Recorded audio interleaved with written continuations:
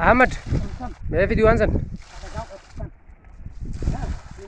فايدين سي مال إيه كم جن أنا أنتم قاري قطع دم Kecil kabeh ini lapis shani tina kamame. إيه Ini lapis, ini lapis, ini lapis. ها كم تعدي ما إيش Biyya tan akkati mati shani wajjin jechuun kana laaqame. أكدم إيه كلات لا نقول Biyya فدان wajjin shani biyya waliin ol baasa jechuudha. kanaafuu biyya san bishaan godhee jiru Bishaan godhee biyya san haaluma biyya dachi nama haala kanaan qotamaa jiru qotamaa jira.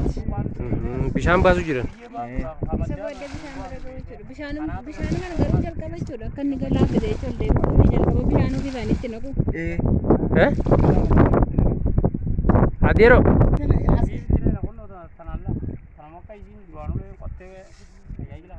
إيه achi booda amma qotuudhaaf salphaa jechuudha haala kanaan. Ahaa. Harkaan wanni qabu maali bila harkaan qabala ni ashagal bishaan ni bifi ol deema. Sigalee أكن bishaan keessi bana turela langa Eeqa. angoolii kana. Angoolii bana gisee inni akkas godhe humna kannaafi Ni cufaafaan. afaan gisee jechuudha humna kanneeti qocolloon lafa keessa gadhaa jechuudha biyya keessa gadhaa. Bishaan kana akka inni godhu matoora biraa tokko hin qabu kan bishaan kana yaadu jiru. ما تعرف مني كدي بيجرو كذا Akkanuma luluu isaanii tana gartee gisee inni ol deemu ni cufaa eegafaan.